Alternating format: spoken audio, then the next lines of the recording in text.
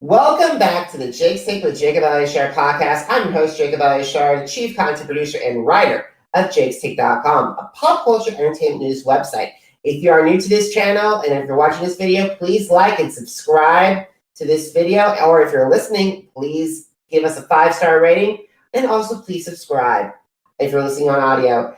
I am thrilled to welcome our next guest today. Today's guest is a Spotify verified artist. And as of this recording, he has over 10,200 Instagram followers, and he also has 51,700 Facebook fans. He's also the director of the upcoming science fiction and horror film, LUMINA. Please help me welcome Gino McKoy. Thank you, Jake, for having me. It's a pleasure to be on your show. What a warm welcome. Thank you so much. I always give my guests the best welcome yet. I know, like I was saying, it reminded me of that, opening of the announcements when they do it for like the New York Knicks, the starting lineups in Madison Square Gardens. Maybe I should try out for Madison Square Garden. Yeah, Madison Square Gardens is really good, man. It's like I grew up a big New York Knicks fan, so I always would listen to like how they would make the introductions for the players. It sounded like that. So nice to be on your show, Jake. Thank you for having me. All right, so let's get started. So when did you get interested in the entertainment industry, and how did that passion evolve into desire to pursue a career in it? It's interesting because I grew up around like both my mom and my dad being heavy into music. And my father had his own band, basically, and stuff like that. And I grew up around music my entire life, basically, with both sides of my family. So when I graduated from University of Toronto and stuff like that, I decided to, work in like the bank and work in the financial sector. And then I said, well, this is not for me. And so I went back into my passion, which was music. And it took me out to LA. I did my first album in Los Angeles at Ocean Studios in Burbank. And then after that, my producer's like, you need to go out to LA because that's where all the talent's going to be exposed there, and that's where you're going to get your break. And moved out to LA and started in the music industry. And at first, I met with a lot of labels and they're interested in signing me, but they wanted me to do something different in terms of the music I wanted to do, and I didn't want to do that, so I never signed and I stayed independent. And I came up with the idea, well, I'm going to put my music in a movie, so I started writing scripts. And my first script I wrote in about 2 weeks. It's Little Miss Innocent. It's about female action, female born. I was actually the first in Hollywood to speak about the deep web and the Bitcoin. And, it was quite a while ago. I think about close to like 8 years ago, 6, 7, 8 years ago. And basically from there, I was like, okay, well, I want to get someone to direct it and everything else and to put my music in my movie. And, I went through a lot in terms of like obstacles and a lot of, heartache in terms of the film industry and also the music industry. And I decided, well, look, I'm going to direct this thing myself. And, we got the financing. My mom was a former director of RBC, so she had a lot of finance connections. And we finally got this movie off. And LMI got postponed because my lead got pregnant. And it went into development hell, but I had a lot of A-list actors attached to that movie. And then I wrote Lumina. And I wrote Lumina in about 7 days in Florida, by my uncle's house in Florida. And we decided to get all the finance and everything else. And we finally got the movie off. And we decided to do it, and that took me here. I decided to shoot in Morocco, and, basically putting my music in the movie was a big thing because I'm like, that's one way I could control my creativity. Someone else, instead of the label telling me exactly what to do and, what creative direction to take my music, I have my own autonomy. And I was autonomous in terms of making my own decisions in terms of the music, and coming out with my own feature film allowed me to put my music the way how I wanted to do it in my movie. And that was basically like, I guess, a brief summary in terms of how I got into Hollywood, how I got into, film. Because at first I just became a writer because growing up, I wrote a lot of short stories and poetry growing up as a kid. And, I guess it turned into like, writing scripts. And the first script I read was Michael Mann's Heat. So Heat was one of my favorite movies growing up as a kid, and I read his script for it, and then I learned how to write scripts reading Michael Mann stuff. So, and that was it. I got into it, wrote my first script, and I guess the rest is history. Awesome. That's incredible. That's an incredible story. I know that you went to, I want to speak on LUMINA because the thing is, you filmed, it's the first science fiction and horror film to be shot in Morocco. And the film, guys, is coming out in September. So why decide that Morocco was the perfect venue for this film? A good question. I think we first had Tunisia and we had Malta were our first choices. Malta, of course, doesn't have deserts, and I have to do underground military bases, and I needed a desert location because that's how I wrote the script. And Malta doesn't have deserts, so that wasn't a location I thought I could do.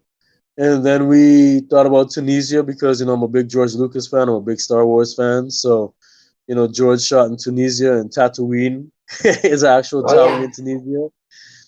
So they didn't have the stages to accommodate my set bills, with my production designers. So I chose Morocco because I scouted Morocco and I researched it. It had a really rich film history, Ridley Scott and a lot of very big filmmakers, Scorsese, a lot of big filmmakers that shot in Morocco. The crews were on par with Los Angeles, and they had stages to accommodate the bills I needed to do. Because I have stage bills, I have locations. It's a multitude of things in the movie itself that I needed, and Morocco just became the destination. And I went there, and it was, at first it was tough. We went to a really bad production company at first. Almost delayed our project, and then we had to switch our production companies to another one, and we went to Dune Films, and Dune did Kingdom of Heaven, a lot of other big movies. And, we went through a real baptism of fire there, a real learning curve that we had to go through. Shooting overseas, because I've done music videos, I've done short films and stuff like that in Canada and the US, but I've never shot overseas, especially in Africa, in Morocco. And it was like, I grew up learning and speaking French, but, my French is very rusty. I haven't spoke French for 25 years, so conversational has been terrible. And they speak French as their second language, and their first language is Arabic. So it's like, a lot of people spoke English and everything else, and it was a big adjustment. And we got through it, and we shot it during COVID, and we had a lot of difficulty with that, but at the same time we fought through it, and we completed the film, and we were one of the only Hollywood features, international features from Hollywood, to shoot and complete during COVID.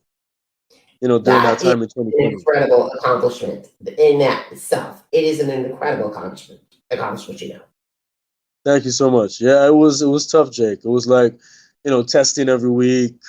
We had 2 people come down with COVID. We isolated them. I got food poisoning for 12 days. Oh, I'm so sorry. We had some really, really unscrupulous cast walk off. I had to recast the entire feature over a week and a half.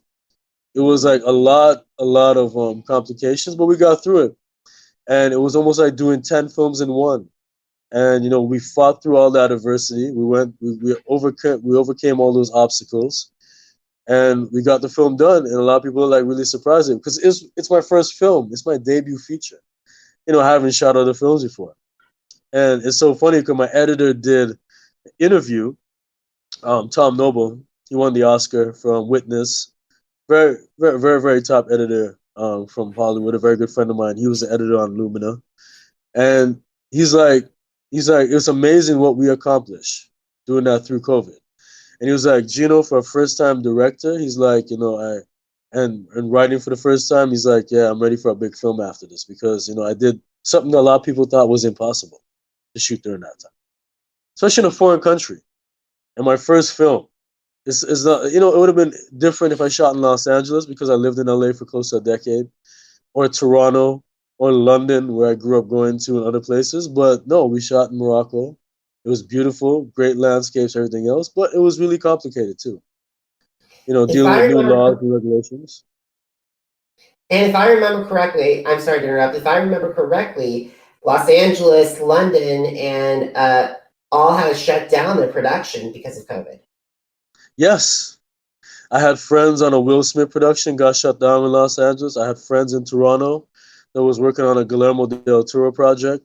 He was the first AD. They got shut down. There was a lot of projects getting shut down. Ours didn't. my friend who's a DP who was shooting on that Will Smith project in Los Angeles was like, he's like, you're lucky, G. You guys fought through it. You guys completed it. We got shut down so many times. And projects had to be postponed till this year and finishing like in 2021. And, with the new COVID protocol and different zones and different, opening up and everything else that was happening in North America, it was different. But, it was safe in Morocco. They really, really have it under control there. We took extra precautions, and we also were very organized. And a lot of people were surprised. Yeah, this is our first film, but we handled it like, a bigger independent production company or like a studio, because it was almost like a studio film over there. And we're the first film that shot out of the lockdown of COVID in Morocco, and the first sci-fi film, which I didn't even know about till everyone told me. They're like, yeah, you're creating history, Moroccan cinema history here. So I think all in all, it was like a really good experience, and we're blessed, and I thank God for it. And it was really an experience that I'll always remember, and something I'll take forward with me in the future in terms of, working and doing films and everything else. And I think it's given me that type of experience to, do other films, bigger films, and to deal with stuff that you would never deal with. It was the first time in history that we had cast walk off of our film, and it wasn't to do with us. My casting director, Valerie McCaffrey, she used to be the head of casting of Warner Brothers and Universal. And first time she's ever seen that. My attorney also used to be at New Line. So, I have a lot of experienced people behind me. And this first time they ever see something like that happen. And, it was during a really turbulent time, which is COVID. And, the cast was very unscrupulous to do that and underhanded when they did it. And especially because a lot of actors were out of work. 90% or more actors were out of work during that time. And they had an opportunity to perform, and then stuff happened, and then, we had to recast the entire thing. I had a week, Jay, to recast, a week and a half to recast my entire movie and shoot. I can't believe you pulled that off. Well, Valerie and I were working like at least 16-hour days for like a week and a half. That's just amazing. That is just amazing. Yeah, and cast, put it this way, cast read it, they loved it, and I basically chose them based on the reels, everything else, and different takes that they have done. Something like one of them actually did like a self-tape before, and I chose them, and as soon as I chose them, they flew out the next day to Morocco. And here's the thing. Yeah, which is incredible. Incredible for their shakes, because there's a lot. I spoke with a lot of actors, and I have colleagues that are actors as well. And it's so weird to hear that they would walk off a project like that, because you're right, because there are actors who would have died for a job. Yeah, 90% of the actors in SAG were dying for a job. And like even British actors in British Equity and everything else. And we we had one of them that's basically lie on us about like our COVID protocols, and we proved to SAG, the Screen Actors Guild, that we were telling the truth, and they still sided with the actor because it's an actor. And our attorneys got involved and everything else, and they backed us up because we were good people. We were a good production company, and we lost our money on them. And they wanted to take money and walk off without performing. And afterwards we found out there was a bit of jealousy going on there in terms of me being a young director coming out with such a big movie at this time, and some jealousy happened and they walked off. And we had to recast the entire film. And I was placed under pressure that you would never see a first-time director have to face that type of pressure, Jay. It was like pressure that first-time directors never have to cope with. They don't deal with those type of situations on their first feature film. And, I had to deal with that. I had to deal with coming off of food poisoning after 12 days and, telling my actors we're ready to get back going and stuff like that. And then they walked off 2 days afterwards. And then basically, my attorneys were shocked, my casting director, everyone is well known in the industry that I'm with. My editor, my DP at the time, Larry Smith. Larry worked with like Stanley Kubrick. He's famous for his collaborations with Stanley Kubrick. And Larry flew from UK with my entire camera team from the UK. And he was shocked. He was appalled at their behavior. And it was like, okay. So we moved on. And then, we started shooting. We had to shoot. We basically shot through Christmas, Jay, in Morocco. So what happened was we got the new cast in. I had a day and a half to prep these actors, to really rehearse and prep these actors. I was doing blocking rehearsals on set, day of when we're shooting. And I shot this film in like 28 or 29 days, which is impossible for this type of film to be shot in 28 or 29 days. It was originally slated for about 25. Yeah, and the circumstances surrounding it. And COVID, and testing, and a new country, and this. And actors come, and, we're building sets, and we're doing special effects, and we're blowing up stuff. We're building sets, we're doing visual effects, we're doing everything in this movie. There's so many different effects. Creature effects. We had a creature build because Todd Masters, who built Predator, and worked on a lot of the stuff, the Predator suit and everything else, he flew in the alien that I helped design from Vancouver. And that was sent on special cargo and stuff like that over to Morocco to get, our stunt actors in these creature suits, because it's an alien movie, right? And stuff like that. And we had creature effects, special effects, visual effects, all of that intertwined, multiple locations. We were shooting in the Western Sahara, like in Ouarzazate and the road to Agdes when it was like 0 to -2 degrees, at nighttime in rocky landscapes, 70-degree inclines on mountainsides, blowing stuff up and everything else. It was a very, very difficult film in terms of the weather and everything else and the locations, because we had so many different locations. And I had like basically 25 to 28 days to shoot this film in. And, if you show that to a lot of other my directors, our friends in Hollywood, they'll be like, hey, you're crazy. They'll say you're crazy to shoot it in that time. Like, they weren't expecting it. They would never sign on for something in such a little bit of time. But I did it, and I was a first-time director. So, when Tom said that, like, I did an amazing job, I'm ready for a big film, he really means that because, he worked with Ridley Scott. He worked with the Coen brothers. He worked with a lot of big directors. And, being with me as a first-time director and seeing what I executed in that short period of time, given the type of obstacle and circumstances that we faced on this film, it was incredible. All I have to do is thank God for it. Like, the team and the actors coming out and acting and really, supporting the film, the ones I recasted, because they came out and they gave 100%. I thank them, and I thank, my mom and my dad who are producers on the film, Linda and Hudson, and also our very good friend David Seychelles, who, was also a producer on the film as well, and who's my mom's very good friend going back in Canada. And that was part of it. He actually couldn't attend the movie. He couldn't come on to help in a producing capacity because when he was flying out to LA 3 weeks before he was supposed to go to Morocco, he got in a plane crash and a third of his body was burnt.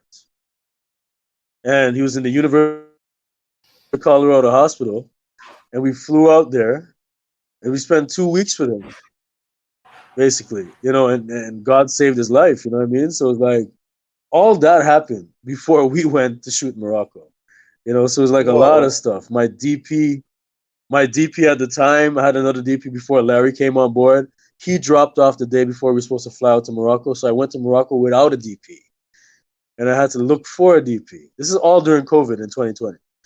And essentially, when I got Larry on board, Larry shot the first 2 days, and then, as I told you, we shot through Christmas.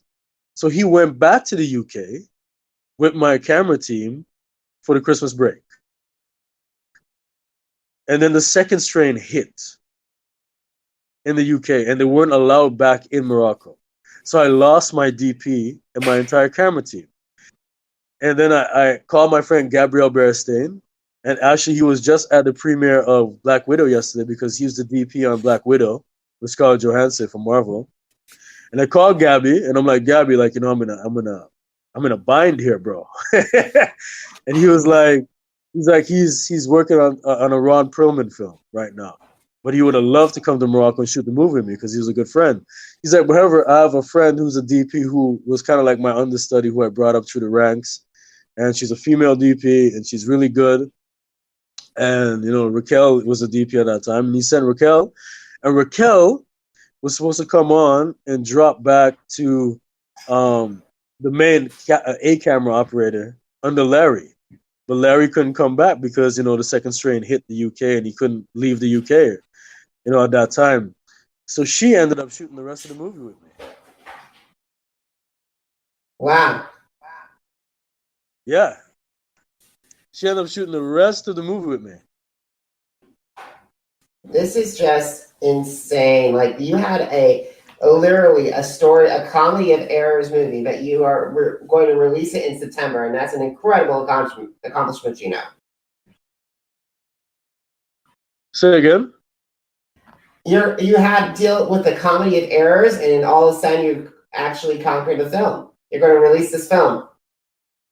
Yeah, it was something that I wasn't expecting, but it really put me through a real baptism of fire into like filmmaking, and you know I was able to conquer it, you know, with our team and everyone else, with you know, with a lot of faith in God and be like just getting it through, and like, you know, a really great team, and you know, I have to thank like Doing Films in Morocco for helping us too, and you know, everyone who supported us during that time, and the actors and my casting director and my attorneys and everyone else, because, you know, it was the most difficult time to shoot a film in film history during this COVID.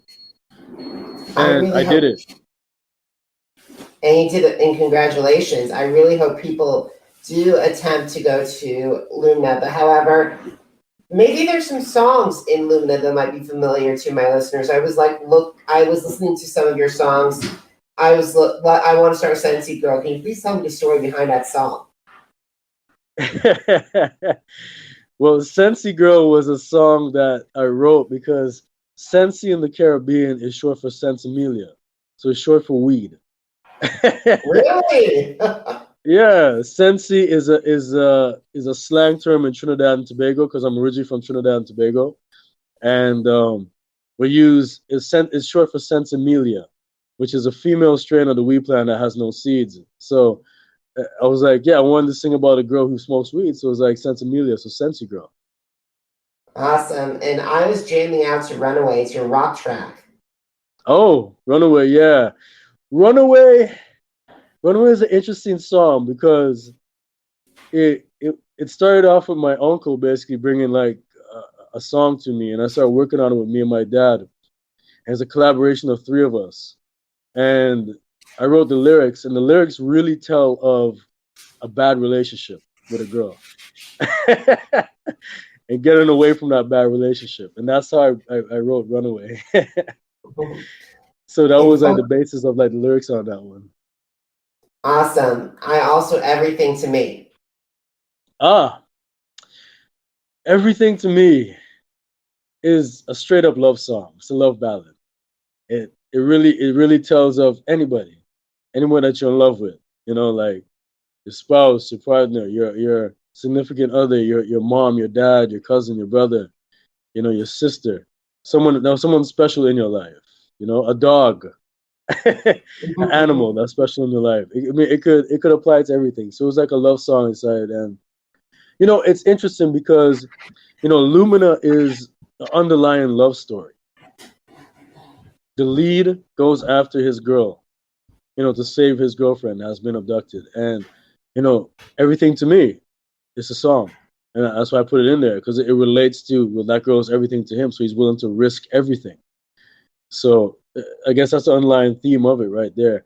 Sensi Girl is like, you know, relates to one of the other characters in the movie, Patricia, and Runaway is basically like a nice song. It's like really airy and like involves a like really action sequence that people are going to see. So I think all the songs I put into the movie basically have they're uniquely match with the scene that the song is playing in, that relates to that scene, that particular scene.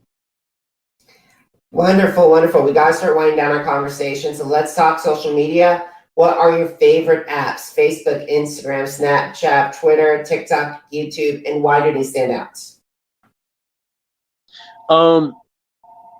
IG, definitely. Instagram.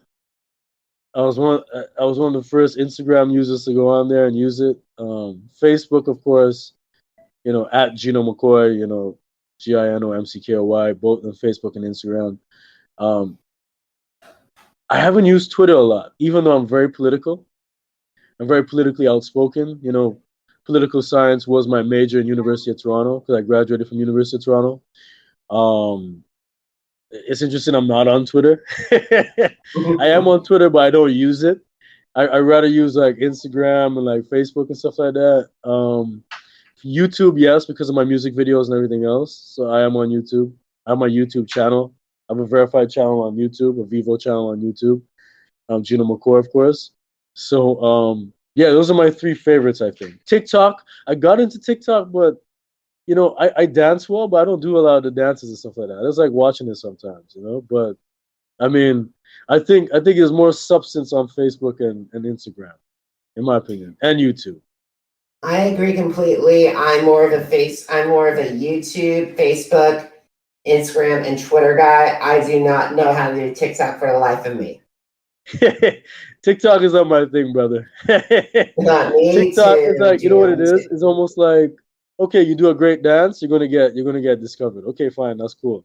It's just like it's just for like putting music in a song so you can get your music exposed, and then it goes viral, and stuff like that. TikTok is good for that in terms of a marketing platform. But I mean, me personally, I don't know. I'm not going to be doing any dances on videos and stuff like that because, I think I'm too mature for that. It's a younger format. I totally agree. So why should my audience check out Lumina? Repeat that. Why should my audience check out Lumina? Why should they check out Lumina? Yeah.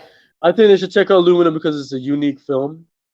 It's not your standard science fiction film. There's comedy in it, there's horror, there's action, there's an underlying love story. It deals with a theme that hasn't been done much in science fiction. Only X-Files covered it once, but this one goes more deeper into it because you actually see how people are psychologically affected by someone being taken.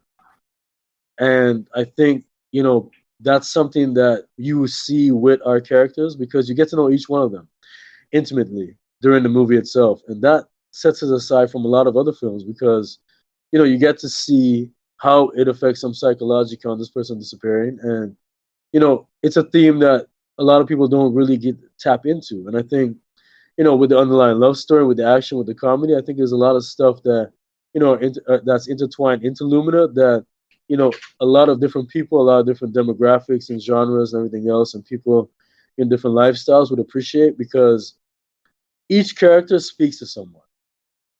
It's very unique. Each of my characters in Lumina speaks to someone individually, and I think that almost everyone will be able to identify one of the characters. I think it's one of those type of movies, and I think that's why people will appreciate it. Awesome. Now, where can I know you spoke briefly about it on social media, but where can they find your music and where they can find more information about Lumina? Okay, you can find my music and Lumina on my IG, which is at Gino McKoy, GINOMCKOY. Also on my Facebook, Gino McKoy, my verified page. And they could also find it at luminamovie.com. So luminamovie.com. And you can also find me on Spotify and all the streaming platforms for my music, definitely. Awesome, guys. If you missed an episode YouTube. And my Vivo channel on YouTube. Yes, Gino McKoy. Awesome. Now, guys, if you missed an episode of the Jake's Take with Jacob Elyachar Podcast, head to our channels on Apple Podcasts, Deezer, Google Podcasts, Spotify, and Spreaker. Just type in Jake's Take with Jacob Elyachar, JACOBELYACHAR. Once again, Jacob Elyachar, JACOBELYACHAR. Now, are you on social media? Because I'm on social media too. Head to Facebook, Instagram, Twitter, and YouTube. Same spelling, Jacob Elyachar, JACOB ELYACHAR. Now, guys, jakestake.com, the blog that started everything, is turning 10 this year. So if you want to find out more articles, interviews, and reviews on music, head to jakes-shake.com. Once again, jakes-shake.com. And guys, if you're financially able to, please consider heading to PayPal to help keep the jakestake.com and my platform up and running. I'm the only one that does this. If you can do that, that's fine. If not, please subscribe. Please share it with everyone, and I appreciate it. Gino, thank you so much for talking to me today. You have an incredible story. Jacob, thank you so much. And I wish you the best on the podcast. I would love to be back on. It's a pleasure to speak to you. And all the best to you, brother. And thank you so much. And check out Jake's show, man. It's great. He's a great guy. Take care. Thanks, Gino. Thank you, Gino. Have a great day, everybody. Until next time. Take care, everybody. Thank you very much. Bye, Jake. Bye.